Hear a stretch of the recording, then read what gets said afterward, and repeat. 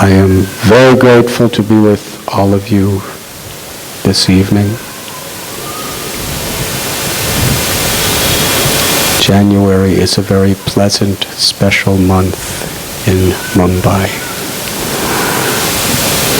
And tonight we have so many wonderful guests. Among them, some devotees who have come from distant places. We have Miles and Melissa, who have come from Hawaii, the island of Kauai. During our book tour last year, we gave a talk at the Pacific Ocean Church or something like that. And I met these two wonderful people, and Miles and I were talking, and it happened to be that he grew up just about 3 miles from where I grew up, in the same little village. And he found out about our hospital, and he came and has been working about 8 hours a day. How many hours? I'm sorry. Please forgive me for minimizing your devotion. This is how he spends his vacation. Serving patients for 12 hours a day. And Melissa is a veterinarian, and she loves to serve animals, knowing that Krishna's in the heart of every little animal. So we're so happy that you're here with us. And we have Brajalila Devi and Ekavir Prabhu, who have come all the way from Washington, D.C., the capital of America, where actually they travel quite a few places all around the world, doing counseling, marriage counseling, psychological counseling, human counseling. This is the age of counseling. People just have so many problems of every level. Personal problems, relationship problems, economic problems, occupational problems, and so many problems. They're very compassionate. And when their beloved Guru, His Holiness Bhakti Tirtha Swami Maharaj, when he was on his last days in this world, for about a year they were at his side, 24 hours a day, serving him. And during the last 2 months I was along with them. They were in charge of his physical care, and they gave me charge of his spiritual care. So it was a very deep spiritual, emotional experience we all passed through serving together.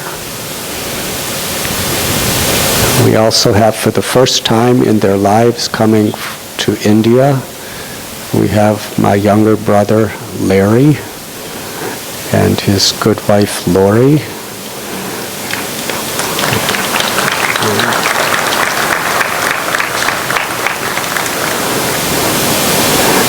Larry and I shared the same room together, tiny little room, for 12 years.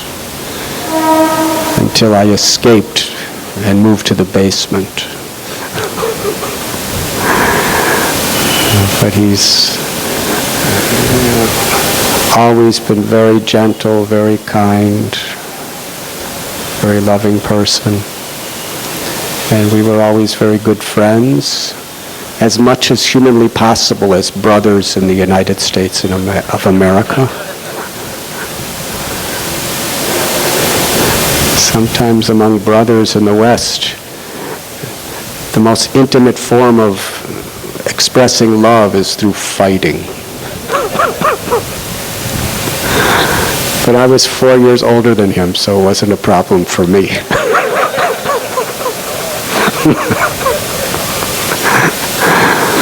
In those days, 4 years was a lot.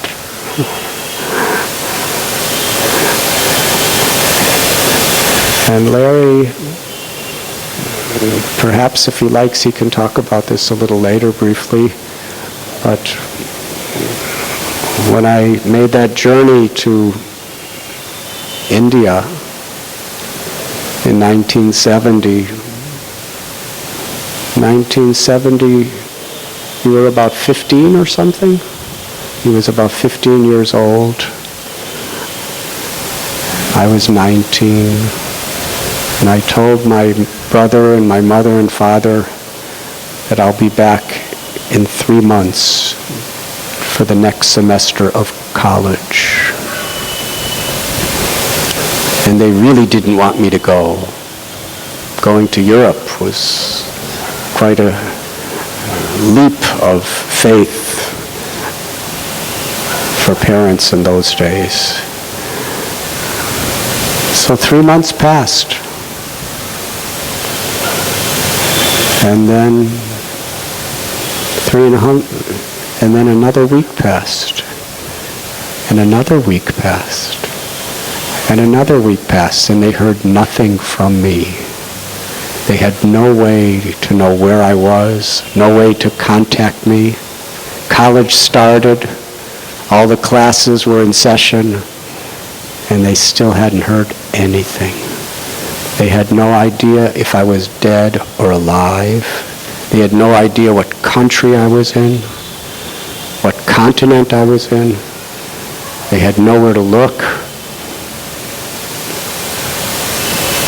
And about 4 months later, they received a letter.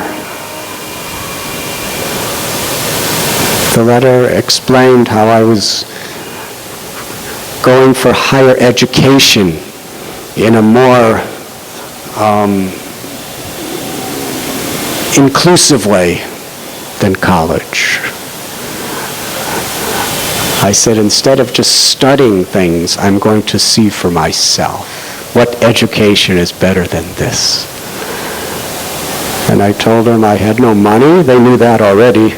And that I was hitchhiking to India. And that my friend, Gary, who they knew very well, he was no longer with me.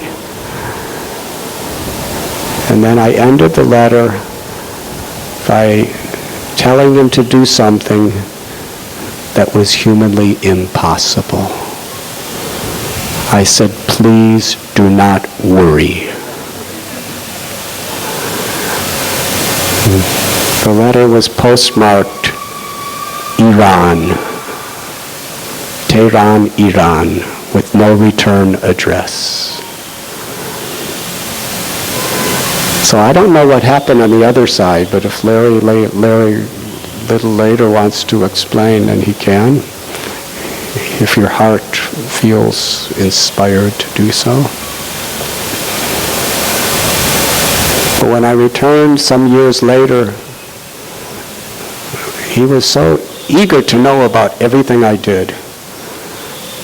And all I told him about was Krishna, because I was living in Vrindavan. I remember we were sitting near the Atlantic Ocean in Florida where my parents had moved, and I was telling him the whole story of Vasudeva and Devaki and how Krishna was born in a prison. And he was really listening. It was extraordinary.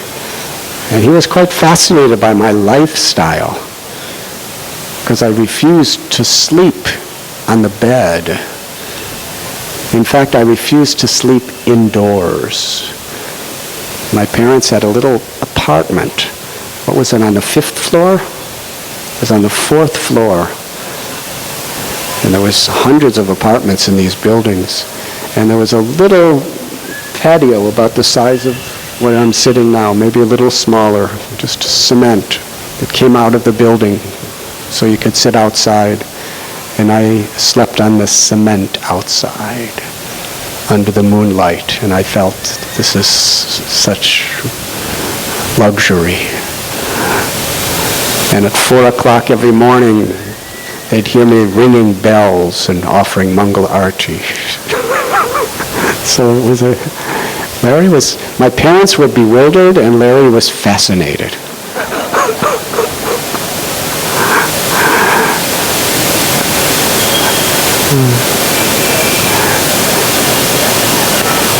And he met Srila Prabhupada several times. He visited us at New Vrindavan many times. And Larry became a musician. And he plays about 20 different instruments, very excellent musician. And that's what he has given his life to for all of these years. And over all the years, whenever I speak to him, he always greets me, Hari Bol. And he met his beloved wife, Lori, and she was a very courageous social activist back in the 1960s. Really a person who believed in justice and freedom, a person who was willing to really stand up for the rights of the people who really didn't have freedom. And she also is an entertainer in her own way for children, as far as I know, and a wonderful lady. So since 1972, Larry has wanted to come to India. And finally, a few days ago, he came. Very grateful that you are here. And let us welcome all of these special guests by very loudly chanting Hari Bol.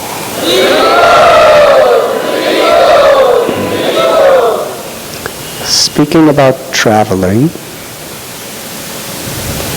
in October of this year, they released this book, The Journey Home, in England, the United Kingdom. And we have two special guests from the United Kingdom. Mr. and Mrs. Agarwal, they're also initiated devotees. And one of the top doctors of urologists of India, of UK. And Mataji is wonderful, wonderful devotional personality. We're so glad that you're here. And they helped to set up this book tour.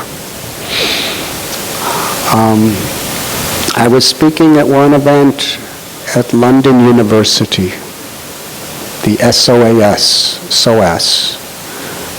What is that, South, or what does it stand for, SOAS?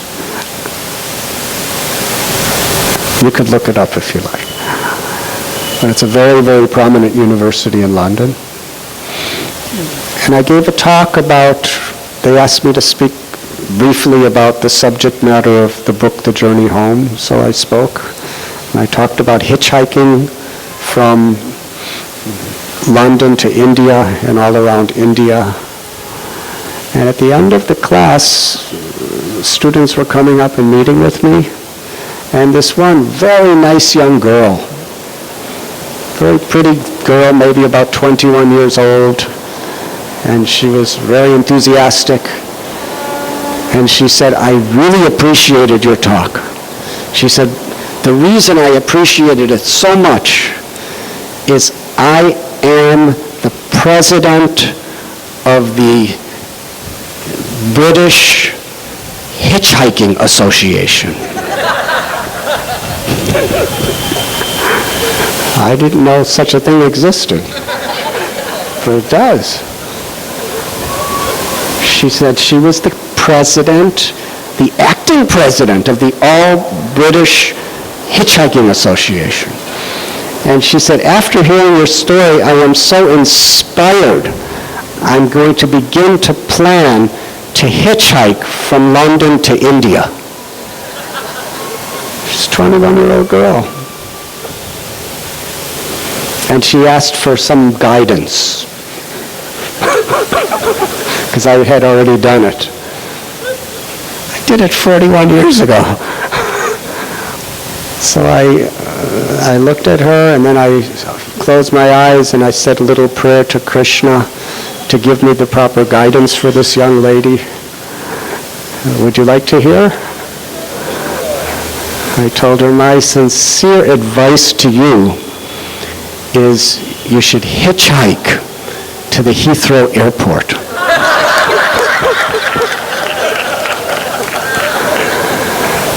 And then take an airplane to India. Because Iran, Afghanistan, Pakistan, it's Khyber Pass, it's not so safe for a young girl like you these days. But she was ready to do it. I don't know whatever happened to her. But it's fascinating how young people are so open for adventure.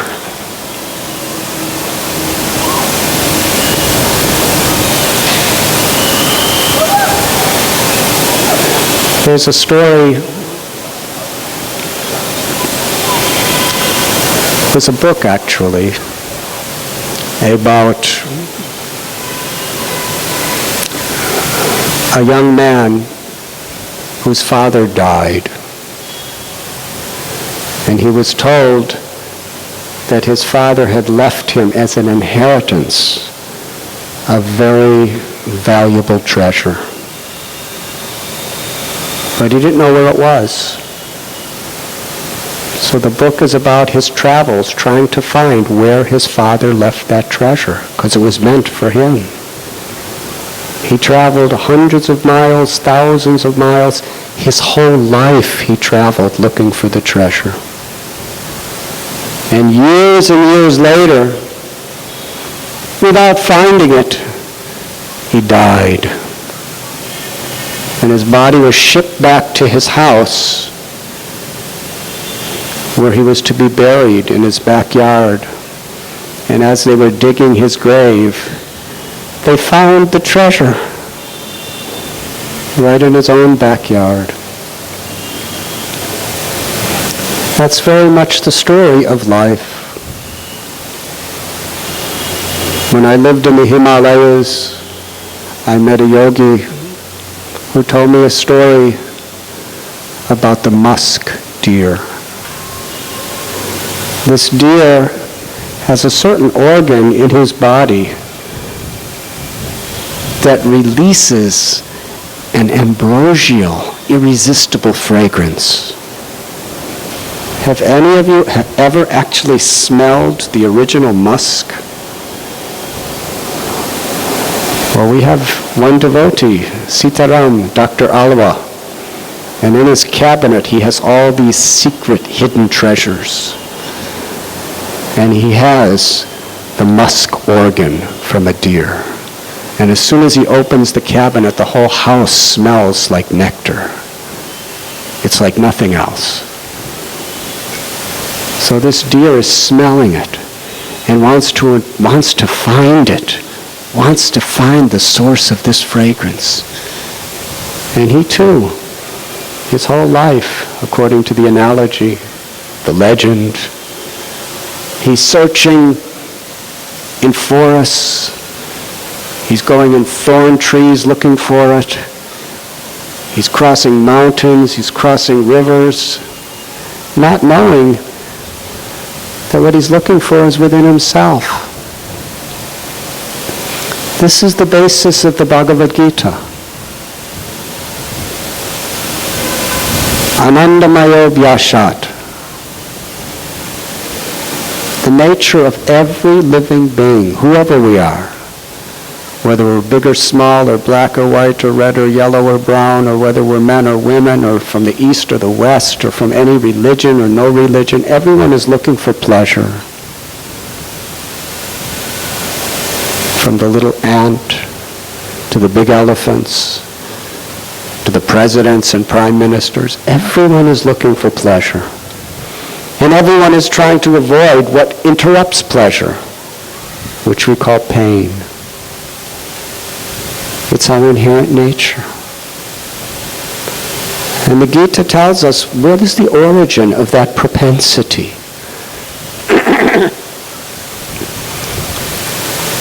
It is who we are. Dehinosmin yatha dehe komaram yovanam chata. This body is a temporary vehicle. We're seeing through the eyes, hearing through the ears, tasting through the tongue, thinking through the brain. But who are we? We are that Atma. We are the living force, or the soul. And the nature of the soul is that it is Satchit Ananda, eternal, full of knowledge, and full of bliss. The very thing that everyone is looking for. We're looking for long life, knowledge, and happiness. But the nature of this world, whoever we are, whatever arrangements we try to make, there's so many frustrations. Because it's the nature of the world and the nature of the body. Adhyatmika, there are 3 types of miseries. Adhyatmika means the sufferings of the body and the mind. Whoever we are, diseases, injuries. We have Dr. Agarwal, Sundarananda Prabhu, he's urologist. His whole day, every day, is just seeing people who are suffering bodily pains. And sometimes you can help them and sometimes you can't. But you can try. Bhaktivedanta Hospital, you have so many doctors and nurses and everyone. It's incredible. One of the most common things that people tell me in the East and West, because I meet people in hospitals in the West too, is in the emergency or the casualty department, when people come in and by ambulances. One of the most common things they say is, I never thought this would ever happen to me. Padam padam yadvi padam natesham. But the nature of the world is there's dangers. Anywhere. So miseries of the body. So many things. Even if you're a multi-billionaire, if the wrong mosquito bites you, what can you do? Some people will say, if the right mosquito bites you. And the miseries of the mind.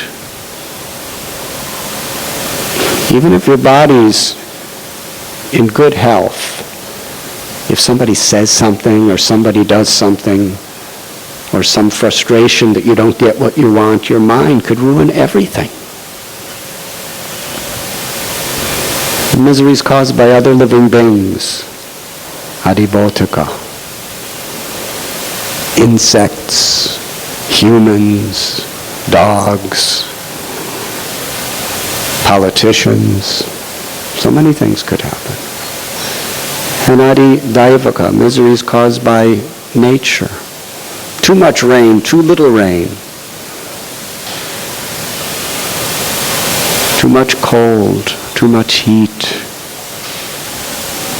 So we are subjected like that on the physical and mental level. So to try to find the happiness that we're looking for on this level is frustrating.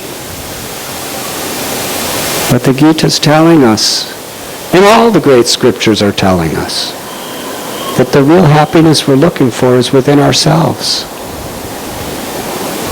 in our relationship with God. The Srimad Bhagavatam tells how Krishna is full of all opulences. It's one God with many names. He's the source of all beauty, all knowledge, all strength, all wealth, all fame, all renunciation.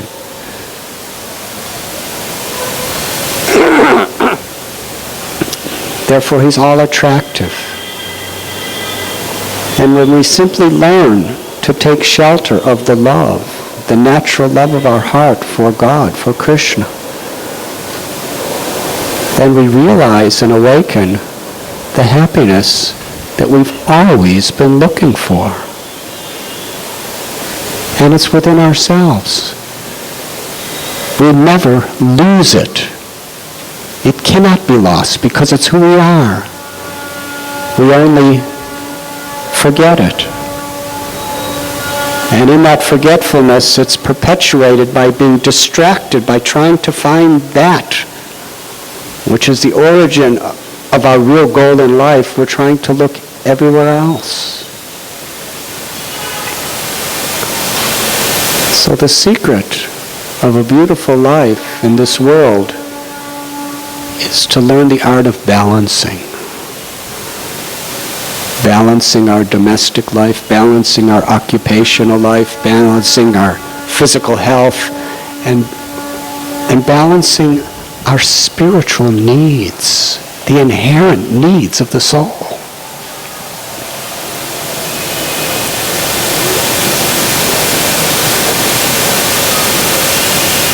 People want to love and be loved. Spiritual life is to find that within ourselves, in connection to God, and be an instrument of that in everything we do, wherever we go, whoever we're with.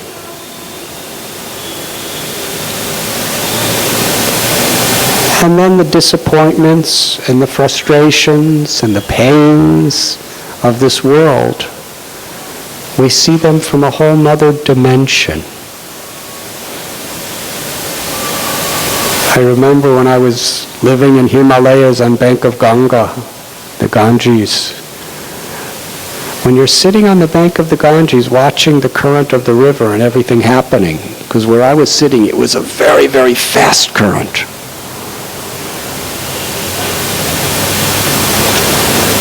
If you're in the current of the Ganges, you're being swept away by these strong waves. You'd be knocked into rocks.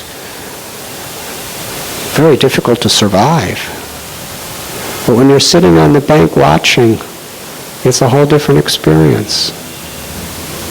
So when we realize who we are, we actually observe life in this world and deal with it in a responsible, compassionate way, but understand who we are, then the sufferings of the world have a different dimension. The example is given, the world is like a muddy place. And when we attain transcendental consciousness, we become like a lotus flower. The lotus is absolutely fragrant and absolutely beautiful, even when the lake is muddy. Sometimes the lake's clear, and sometimes it's muddy, but the lotus is always fresh and pure and fragrant and clean, because the lotus's roots are deep, deep beneath all of the constant changes of the lake of existence. So as well as performing our responsibility of working for our families, working for society, keeping our health. Today, I was in Karagar for an inauguration of a temple, so somehow or other, it was heartbreaking, but I missed the Mumbai marathon.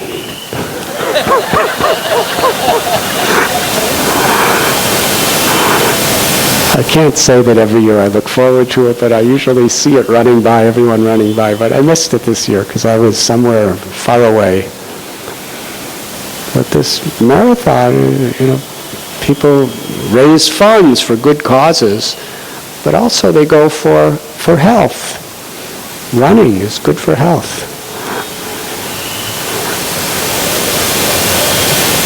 So we have to balance our health. We have to balance our mental studies.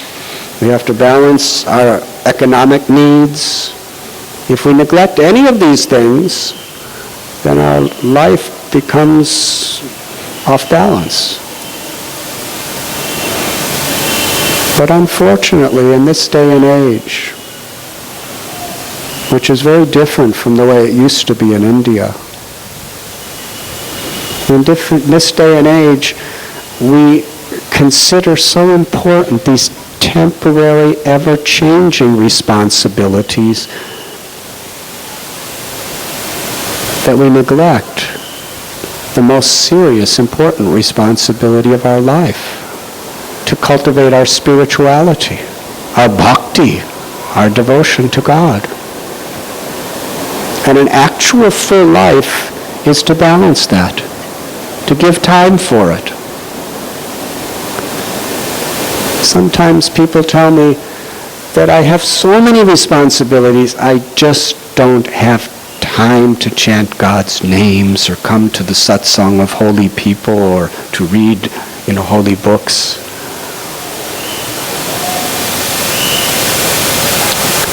If we make something a priority, we make time for it.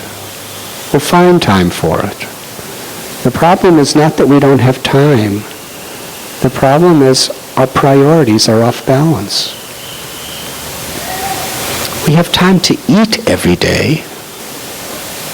We're attached to the service we render, to the relationships connected to God, but we're detached from the physical results. Then we can be peaceful in any situation. If we want that type of detachment, that type of attachment to God, that quality in our life, inner quality, we must give time for it. And this is wisdom.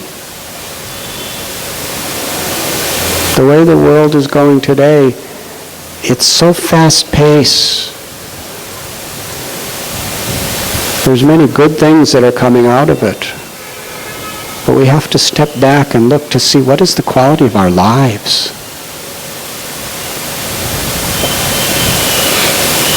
Back in the 1950s and 60s when Lori and Larry and Miles, and when we were watching television, the news was just two guys sitting there talking. Yes? And we would be sitting there in rapt attention. Right? Just Huntley, Brinkley or something. They'd just sit there and talk. Black and white. And we'd be in rapt attention watching. And now it's like, you're just going all over the world and there's different people and there's bombs exploding and there's live broadcasts and there's just, one person talks for a second and he goes to somewhere else and somewhere else and somewhere else, and all special effects and breaking news. If someone were to try to watch those old black and whites, they'd be totally bored. Everything's so fast-paced. Technology. To make a phone call, we have to dial numbers. Always dreaded when someone had a 0 in their number, because it just took so long. And then you have to wait till...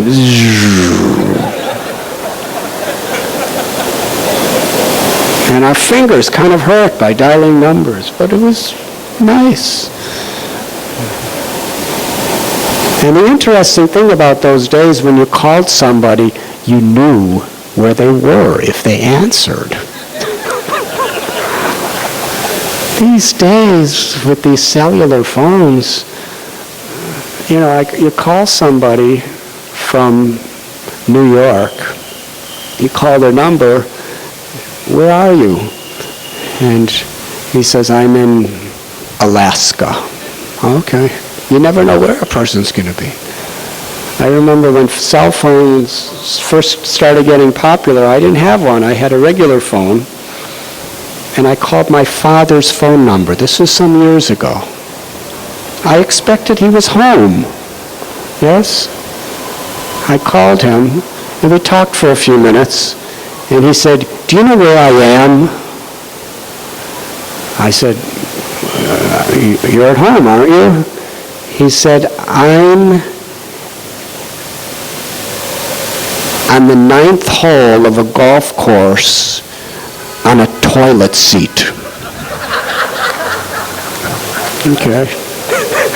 It's on the toilet in the 9th hole of a golf course.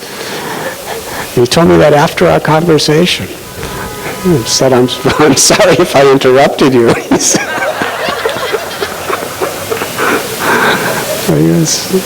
He was quite happy that I called. So just to be together, to appreciate nature, to appreciate each other. I was with some people, a devotee community. And they had offices right next to each other. Their doors, literally, if there wasn't a wall between them, they were only about 8 feet away, their 2 desks. And when they wanted to communicate with each other, they did it by email. And they told me, I'm not going to mention names, but I could if you want me to privately. They told me that they talk by email so many times every day. They're right next to each other, 8 feet away, and they hadn't spoken a single word to each other in 3 months. This is not uncommon. You know, the race and the pace of technology, it has a lot of good uses, no doubt. But we have to be very careful. It does not compromise the quality of our lives, the quality of our relationships.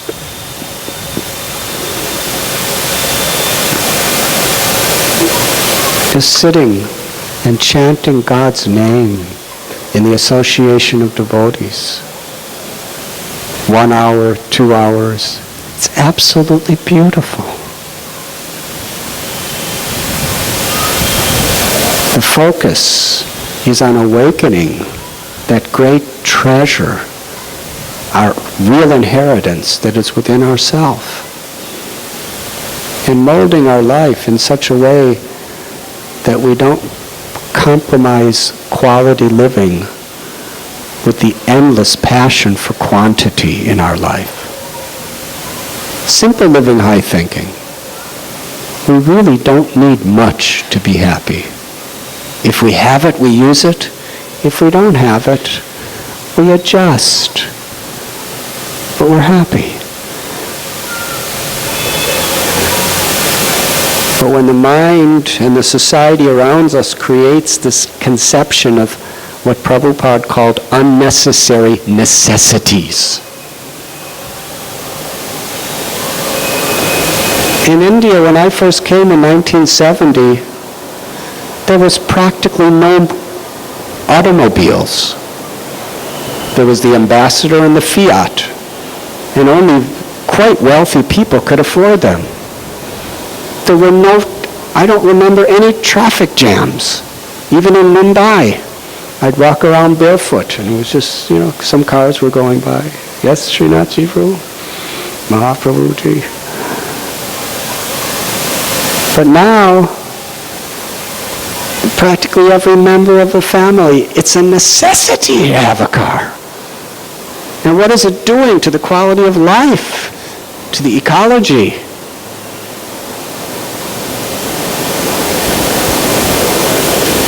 In those days, there were hardly any televisions in India.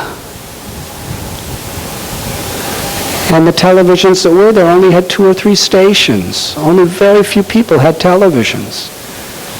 Now, Larry and Lori and I were driving back from Bhaktivedanta Hospital, and we were going through very, very poor, downtrodden ghetto neighborhoods, and 90% of the little shacks had satellite discs on the top of them.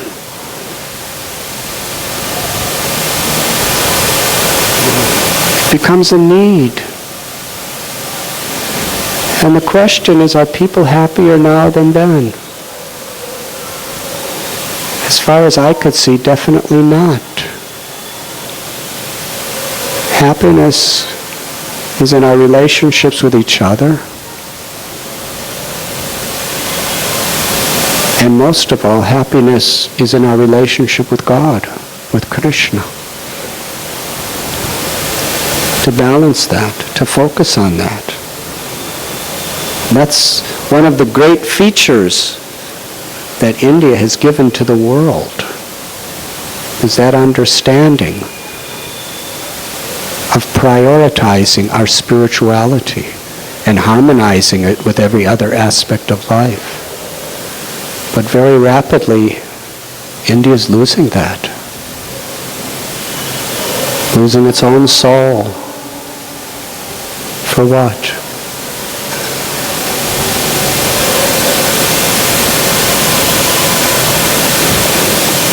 So as I was saying to this young girl, who was the president of the All British Hitchhikers Association, whatever I found traveling the whole world, you can find in your little apartment in London. You don't have to travel everywhere to find what's within yourself. But for me, that's where I found out that Krishna is within my heart.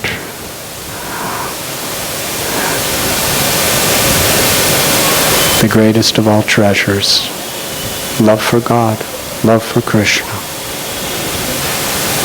So many things in this world are just not going to happen the way we want them to happen. And it's not that when we become devotees, things happen the way we want them to happen.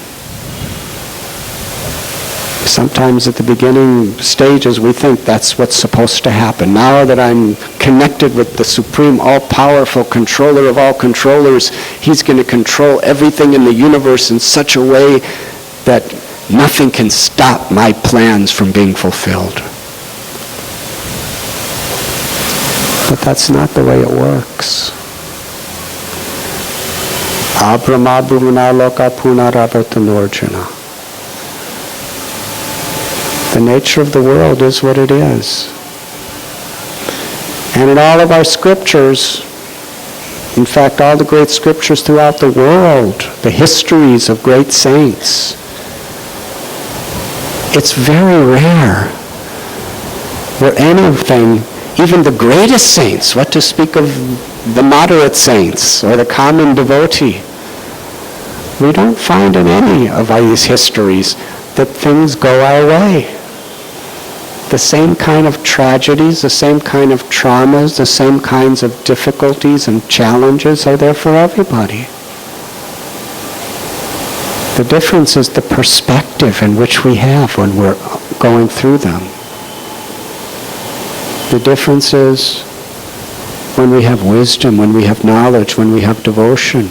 The challenges that inevitably come to us, we have the equipment. We have the internal technology of wisdom to help transform that situation to bring us closer to God, closer to our true self.